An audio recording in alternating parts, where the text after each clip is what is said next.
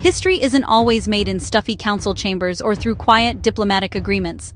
Sometimes it's forged in the mud and blood of a single brutal afternoon. Imagine, if you will, a damp, gray morning in the English Midlands. The year is 1485. For 30 long years, the noble houses of Lancaster and York have torn England apart in a dynastic struggle we now call the Wars of the Roses. Their symbols, the red rose and the white, have become emblems of division and bloodshed. But on this one day, on a field near a small market town called Bosworth, all of that is about to come to a dramatic and decisive end. One battle, one crown. Everything was on the line. This wasn't just another skirmish in a long and tiresome war. This was the grand finale, the ultimate showdown. On one side stood King Richard III, the last Yorkist king. He was a seasoned warrior, a man who had seized the throne in a whirlwind of controversy. On the other was Henry Tudor, a Welsh exile with a rather thin claim to the crown. He was a relative unknown, a long shot, a pretender who had spent most of his life on the run. The fate of England rested on which of these two men would be left standing when the sun went down. It was a moment of incredible tension, where the future of a nation would be decided not by birthright alone, but by cold, hard steel. The stakes could not have been higher. For the soldiers gathered on that field, it was a matter of life and death. For their commanders, it was a battle for power, land, and legacy. But for England itself, it was something more. It was a chance to finally end the cycle of violence that had pitted families against each other for decades. The Wars of the Roses had created a deep wound in the country's soul, a wound that refused to heal. This battle, for better or for worse, was going to be the final, painful surgery. It would either cauterize the wound for good or rip it open wider than ever before. And so, we arrive at Bosworth Field. It's more than just a location on a map, it's a stage. On this stage, our key players will act out the final, dramatic scene of a long and tragic play. The air is thick with anticipation and the metallic scent of fear. Thousands of men, armed with pikes, longbows, and swords, stare at each other across a boggy marsh. They are waiting for the signal that will unleash chaos. The story of how they got here and what happens next is the story of how one age ended and another, the age of the Tudors, spectacularly began. It's a tale of ambition, betrayal, and a little bit of luck. Let's meet our leading men, shall we?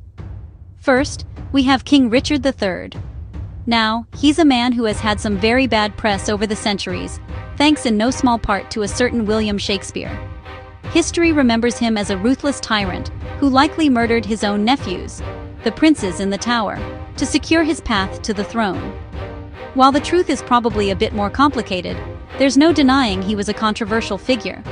He had seized power from his young nephew, Edward V, just 2 years earlier. Many powerful nobles saw him as a usurper, a king who had broken the sacred rules of succession. This made his hold on the crown feel rather precarious. Richard was, however, a proven military commander. He was brave, experienced, and known for leading from the front. He wasn't the sort of king to sit in his tent while his men did the fighting. He understood strategy, and was a force to be reckoned with on the battlefield. But his biggest weakness wasn't his fighting skill. It was trust. He had made powerful enemies on his way to the top. He ruled a kingdom that was deeply divided, and he knew that some of the very men who were supposed to be fighting for him might be secretly plotting against him. This constant worry gnawed at him, casting a long shadow over his reign and his army. Then we have our challenger, Henry Tudor. On paper, he didn't look like much of a threat. His claim to the throne was, to be polite, a bit flimsy. It came through his mother, Margaret Beaufort, a descendant of the Lancastrian line. Henry had spent 14 years in exile in Brittany, basically a political pawn waiting for his moment. He had very little money and no real military experience of his own. He was an unknown quantity, a gamble. But he had two things going for him. He wasn't Richard III, and he had some very powerful and very frustrated people backing him from the shadows. Henry represented a chance for a fresh start. For all the nobles who despised Richard or feared for their own positions, Henry was a convenient rallying point. He was the last, best hope for the Lancastrian cause. His supporters, both in England and abroad, were tired of the Yorkist infighting and Richard's brutal path to power. They were willing to bet everything on this young, untested Welshman. Henry's quiet determination and his ability to inspire loyalty in those around him made him a far more dangerous opponent than Richard might have initially believed. He was the underdog, and everyone loves an underdog story. Henry Tudor's plan was incredibly risky. On the 7th of August, 1485, he landed with a small force of about 2,000 French mercenaries at Mill Bay in Pembrokeshire, Wales. This wasn't a random choice of location. Henry was deliberately playing the Welsh card. He was, after all, Henry ap Tudor, Henry son of Tudor. He was born in Pembroke Castle and could trace his lineage back to the great Welsh princes. He arrived under the banner of the Red Dragon of Cadwallader, a powerful symbol of Welsh identity and resistance to English rule. He was presenting himself not just as an English claimant, but as a Welsh hero returning to claim his birthright. His gamble began to pay off. As he marched north through Wales, his army started to grow. Crucially, he gained the support of Rhys ap Thomas, one of the most powerful men in South Wales. Rhys had initially sworn loyalty to Richard III, but Henry managed to persuade him to switch sides, supposedly promising him the lieutenancy of all Wales if their venture succeeded. This was a huge victory for Henry. It gave his invasion legitimacy, and more importantly, it gave him several hundred experienced Welsh soldiers. With every village he passed through, more men flocked to his banner, drawn by his Welsh heritage and the promise of a new order. This march through Wales was a masterpiece of political theater. Henry was carefully crafting his image. He was the prodigal son, the long-lost hope, returning to free his people. The journey was slow and deliberate, allowing news of his arrival to spread and for support to gather. He wasn't just marching to a battle, he was building a movement. By the time he crossed the border into England near Shrewsbury, his army had more than doubled in size. He had turned a small, risky landing into a credible invading force. The Welsh dragon was on the move, and it was heading straight for the heart of England. For King Richard, news of Henry's progress must have been deeply alarming. An invasion was one thing, but an invasion that was gathering popular support was quite another. Henry's successful Welsh strategy showed that he was a shrewd political operator, not just a desperate exile. He had managed to tap into a deep well of local pride and anti-Ricardian sentiment. The small force that had landed at Mill Bay was now a serious threat.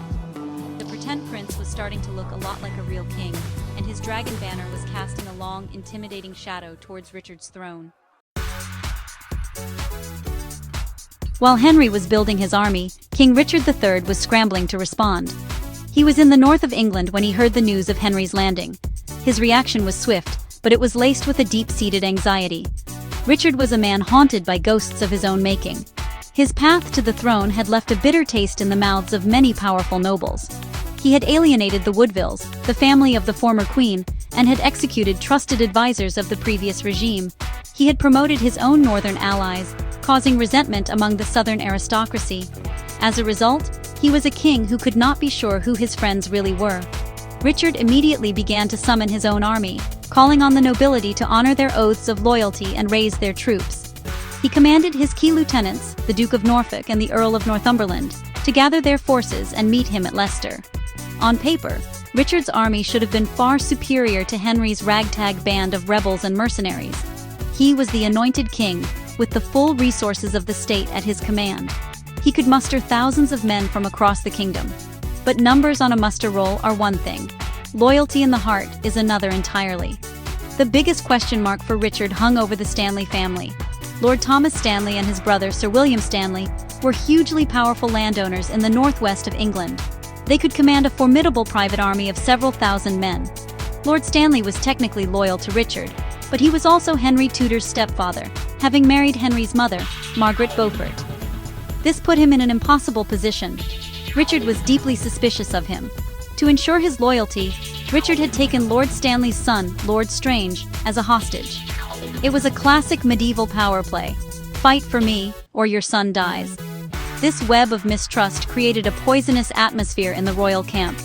Richard knew that the Stanleys were communicating with Henry. He knew they were positioning their forces separately from the main royal army, waiting to see which way the wind would blow. He also had doubts about the Earl of Northumberland, a powerful northern lord who had his own grievances. Richard was marching to battle not as a beloved king leading a unified host, but as a nervous commander surrounded by men whose allegiance was, at best, uncertain. He was a king sitting on a throne of knives, and he could feel the points beginning to press in. On the 22nd of August, 1485, the two armies finally faced each other. The chosen ground was a patch of farmland just south of Market Bosworth in Leicestershire. Honestly, it was not an ideal place for a battle. The key feature of the terrain was this large, boggy area known as Ambion Marsh.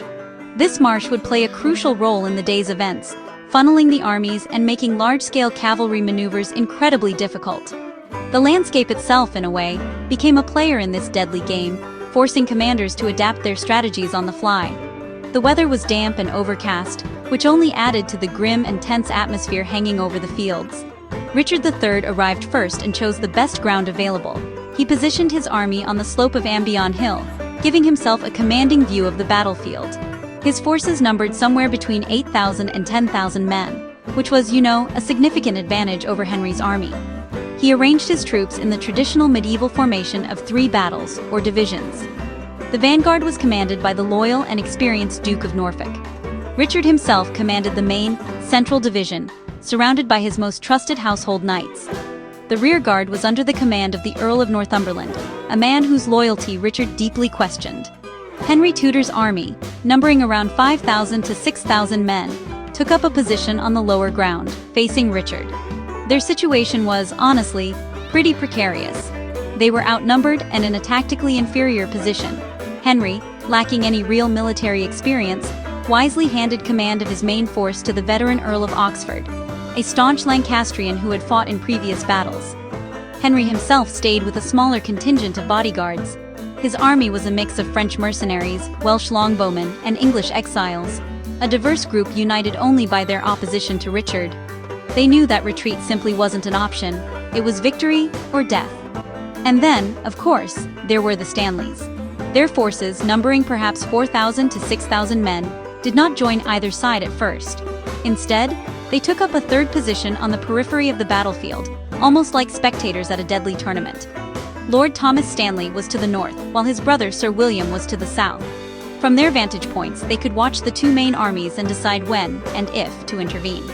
Their presence created a tense three-way standoff.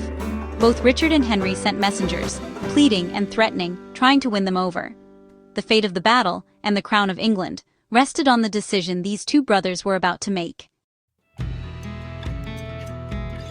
The battle finally commenced in the late morning. It began not with a grand cavalry charge, but with a cautious advance and an exchange of cannon fire. The Earl of Oxford, leading Henry's vanguard, showed his tactical brilliance. He knew his men were outnumbered and vulnerable. To counter this, he ordered his troops to advance in a tight, compact formation, a hedgehog of pikes and bills. This made it difficult for Richard's larger force to envelop them. He also cleverly maneuvered his men around the edge of the treacherous marsh, forcing Richard's army to funnel into a narrower front to engage them. Richard's vanguard, under the Duke of Norfolk, met Oxford's advance head-on. The fighting was brutal and intense. For about an hour, the two sides were locked in a desperate melee. The clash of steel on steel, the shouts of men, and the screams of the wounded filled the air. This was the grim reality of medieval warfare. A chaotic, close-quarters struggle where survival depended on strength, stamina, and luck. Despite being outnumbered, Oxford's men held their ground fiercely. The Duke of Norfolk, a veteran of many campaigns, fought bravely at the forefront of his division, urging his men forward against the stubborn Tudor line. From his position on Ambion Hill, Richard watched the unfolding struggle with growing impatience. He saw his vanguard locked in a stalemate, unable to break Oxford's disciplined formation. He sent an urgent message to the Earl of Northumberland, ordering him to commit the rearguard and support Norfolk's attack. But Northumberland's division did not move. To this day, historians debate why. Was he unable to move his troops over difficult ground? Or was this a deliberate act of treachery, a refusal to risk his men for a king he did not support? Whatever the reason, his inaction was a disastrous blow to the royalist cause. Meanwhile, Henry Tudor remained with his bodyguard, observing from a distance. He was not a general, and he knew it. His role was to be the figurehead, the living symbol of the cause. But his position was becoming increasingly perilous. He could see the main battle raging, and he could see the Stanley forces still watching from the sidelines, their banners motionless. The battle was hanging in the balance. Oxford's men were taking heavy casualties, and Norfolk's larger force was beginning to exert immense pressure. The initial phase of the battle was ending, and a decisive, game-changing moment was desperately needed. As the main fight between Oxford and Norfolk raged on, the real drama was happening off to the side. Both Henry and Richard knew that the Stanleys held the key to victory. Richard, growing ever more desperate, sent a final chilling message to Lord Stanley. The message was simple and brutal. "Join the battle now, or your son, Lord Strange, will be executed immediately." It was the ultimate threat, a king leveraging a father's love for his own survival. According to the chronicles, Lord Stanley's reply was icy cold. He reportedly said, "Sire, I have other sons." Whether he actually said this or not, his actions spoke volumes. He still did not move. This was the moment of ultimate betrayal for Richard III. The man whose loyalty he had tried to secure through blackmail had called his bluff. For Lord Stanley, it was a terrifying calculation. He was likely gambling that Richard would not have time to carry out the execution if the battle turned against him. He was also waiting for the perfect moment to intervene, a moment when his intervention would be most decisive and would place him on the winning side with absolute certainty. His refusal to join the royal army was a passive but powerful act of defiance that sealed Richard's fate more surely than any sword thrust. The turning point finally came not from Lord Thomas Stanley, but from his more impulsive brother, Sir William Stanley. As Richard made his fateful decision to charge Henry, Sir William saw his opportunity. He had been positioned to the south, perfectly placed to see Richard's small group of knights separate from the main army. This was the clear, unambiguous signal he had been waiting for. With Richard committed and vulnerable, there was no longer any doubt about which side to back. Sir William Stanley gave the order, and his fresh, disciplined troops surged forward, not to help Richard, but to save Henry Tudor. Their intervention was swift and devastating. Sir William's men crashed into the flank of Richard's forces, throwing the royalist army into confusion. For the soldiers fighting under Norfolk, who were already locked in a desperate struggle with Oxford's men, this was a catastrophe. They were now being attacked from the side by a fresh, powerful enemy they thought was on their side. The royalist line, which had held for so long, finally buckled and then broke. The Stanley betrayal had turned the tide of the battle completely. It transformed a potential royalist victory into a certain defeat. Seeing his army falter and his nobles betray him, Richard III made a decision that was either incredibly brave or suicidally reckless. Perhaps it was both. From his vantage point on the hill, he spotted Henry Tudor's banner across the field. Henry was positioned with only a small group of bodyguards, relatively exposed. In that moment, Richard saw a chance to end the battle with a single, decisive blow. He would do what kings in heroic tales did. He would charge directly at his rival and cut him down. It was a winner-take-all gamble, the last throw of the dice for a desperate king. Gathering his personal household knights, a loyal retinue of about 80 to 100 men, Richard put on his crown over his helmet. He wanted everyone to see that it was the King of England who was leading this charge. Shouting, "Treason! Treason!" he spurred his horse and thundered down the slope, directly towards Henry. For a few heart-stopping moments, it looked as if his audacious plan might actually work. Richard was a formidable warrior, and his charge was ferocious. They crashed into Henry's small entourage with terrifying force. The fighting around Henry's banner was chaotic and brutal. Richard personally cut down Henry's standard-bearer, Sir William Brandon, a big, strong man. He is said to have unhorsed Sir John Cheney, a famously large and powerful knight.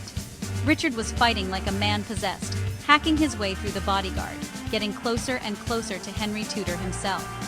Henry, who was no soldier, was in mortal danger. He was just a few feet away from the blade of a battle-hardened king determined to kill him. The entire Tudor enterprise was seconds away from being extinguished in a bloody heap. But just as Richard was about to reach his target, Sir William Stanley's forces arrived. They slammed into the flank of Richard's small charging party, surrounding them completely. The king and his loyal knights were now hopelessly outnumbered, cut off from the rest of their army. Richard's horse became stuck in the marshy ground, and he was forced to fight on foot. Even then, he refused to surrender. The chronicles say he fought on valiantly, shouting "treason" until the very end.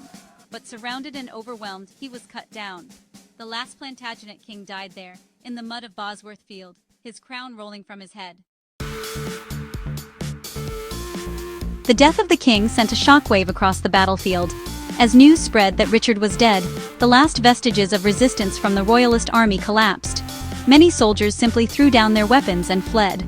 The Duke of Norfolk had already been killed in the fighting, and the Earl of Northumberland had never even engaged his troops. With their leaders dead or disloyal, the Yorkist cause was utterly lost. The battle, which had been so fiercely contested just moments before, was over. The field belonged to Henry Tudor. In a moment of pure political theater, Richard's lost crown was supposedly found, perhaps under a hawthorn bush. It was picked up and brought to Lord Stanley.